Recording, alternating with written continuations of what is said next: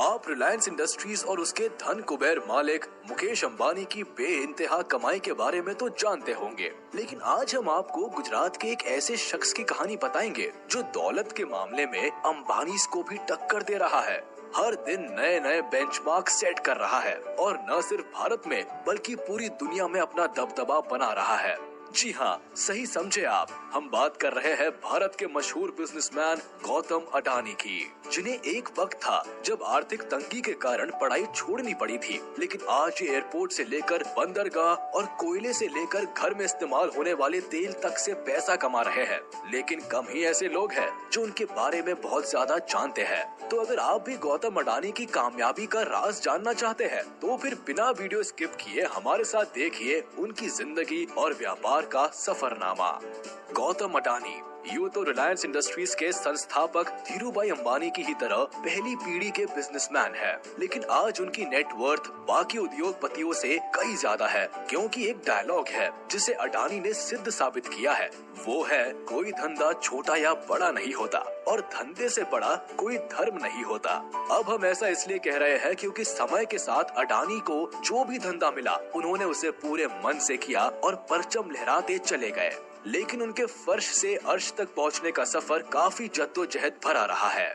उनका जन्म सन 1962 में अहमदाबाद के एक आर्थिक रूप से कमजोर परिवार में हुआ। पिता का छोटा सा काम था, लेकिन कुछ खास चल नहीं रहा था। ऐसे में वक्त के साथ आर्थिक हालत और बिगड़ते चले गए, जिसकी वजह से गौतम अडानी को अपनी पढ़ाई बीच में ही छोड़नी पड़ी और काम के लिए हाथ पैर मारने पड़े। इसी बीच वो बड़े शहर से बड़ी उम्मीदें लेकर कम उम्र में ही मुंबई आ गए, जहां शुरुआत में तो काफी संघर्ष करना पड़ा, लेकिन कुछ वक्त के बाद उन्हें एक डायमंड सप्लायर के यहाँ नौकरी मिल गई।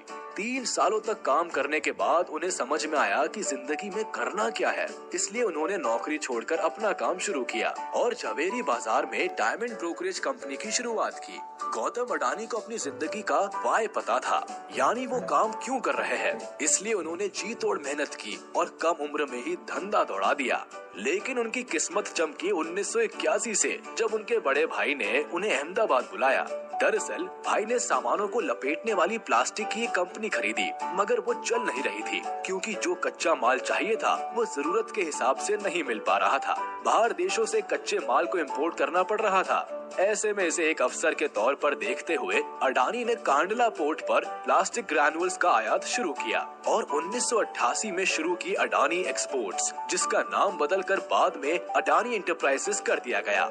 इसमें धातु, एग्रीकल्चर प्रोडक्ट और कपड़े की कमोडिटी ट्रेडिंग होती थी। काम चल पड़ा तो कुछ ही साल में ये कंपनी और अडानी इस बिजनेस से बड़ा नाम बन गए और फिर 1994 में अडानी एंटरप्राइजेस को शेयर बाजार में लिस्ट कर दिया गया। फिर साल आया 1995 का।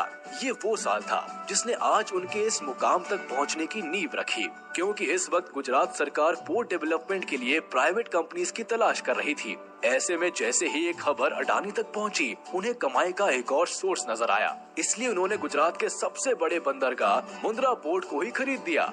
मुंद्रा पोर्ट को खरीदने के बाद 1998 में गौतम अडानी ने Adani ports and logistics company की शुरुआत की।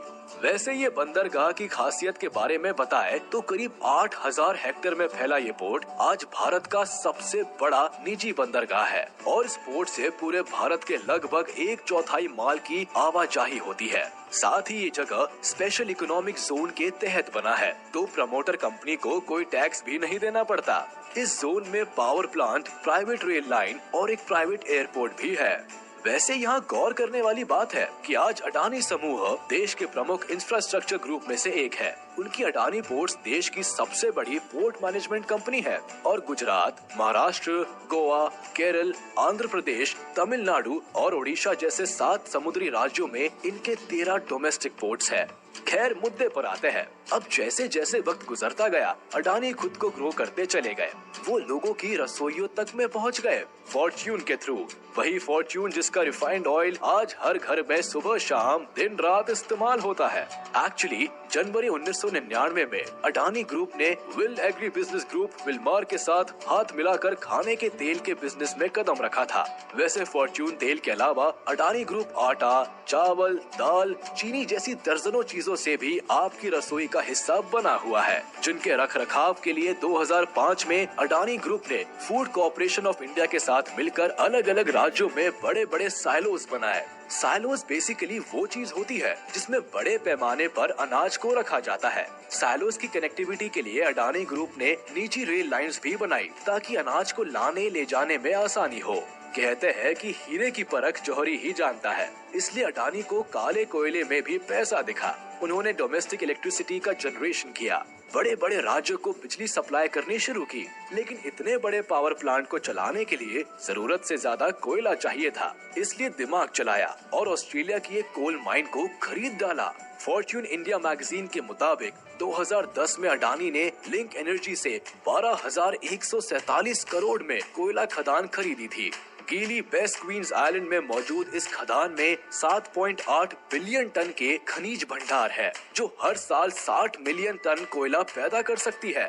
इसी तरह इंफ्रास्ट्रक्चर की कमी से इंडोनेशिया में मौजूद तेल, गैस और कोयले के लिए अडानी ग्रुप ने साउथ सुमात्रा से कोयला ढुलाई के लिए $1.5 अरब निवेश करने की घोषणा की। उस समय इंडोनेशिया निवेश बोर्ड ने बताया था कि अडानी समूह 5 करोड़ टन की क्षमता वाले एक कोल हैंडलिंग पोर्ट का निर्माण करेगा और साउथ सुमात्रा आइलैंड की खदानों से कोयला निकालने के लिए 250 किलोमीटर रेल लाइन बिछाएगा।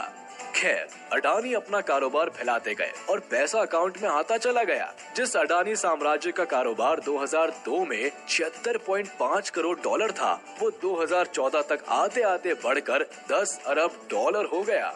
साथ ही वक्त की जरूरत को देखते हुए अडानी ग्रुप ने नेचुरल गैस के क्षेत्र में भी बिजनेस को बढ़ाया और 2017 में सोलर पीवी पैनल बनाने शुरू किए। उधर बंदरगाह और निजी रेल लाइन के बाद अडानी ने एयरपोर्ट्स की तरफ उड़ान भरी और 2019 में अहमदाबाद, लखनऊ, मंगलुरु, जयपुर, गुवाहाटी और तिरुवनंतपुरम जैसे 6 हवाई अड्डों के मॉडर्नाइजेशन और ऑपरेशन की जिम्मेदारी उठा ली। अब अगले 50 सालों तक अडानी ग्रुप इन सभी एयरपोर्ट्स का ऑपरेशन, मैनेजमेंट और डेवलपमेंट संभालेगा। वही मुंबई इंटरनेशनल एयरपोर्ट लिमिटेड में भी अडानी ग्रुप के पास 74% की हिस्सेदारी है और ये किसी को बताने की जरूरत नहीं कि भारत में मुंबई एयरपोर्ट दिल्ली के बाद देश का सबसे बड़ा एयरपोर्ट है। वैसे जिस तरह सुंदर आकार लेने से पहले सोने को खूब तपाया जाता है, ठीक उसी तरह गौतम अडानी को भी जीवन में कई तरह का ताप झेलना पड़ा। उनका सामना कई तरह के विवादों से हुआ, लेकिन उन्होंने सबसे पार पाया और एक अलग मुकाम हासिल किया, जिसका नतीजा है कि आज गौतम अडानी का कारोबार पूरी दुनिया में फैला हुआ है। तो चलिए, आप भी हमारे इस वीडियो को अपने यार दोस्तों तक फैलाइए और इस वीडियो को भी लाइक कर दीजिए और अगर आपने अभी तक हमारे चैनल को सब्सक्राइब नहीं किया है तो तुरंत कर दीजिए और बेल आइकन को भी प्रेस कर दीजिए ताकि हमारी नोटिफिकेशंस आप तक जल्द से जल्द पहुंच जाए।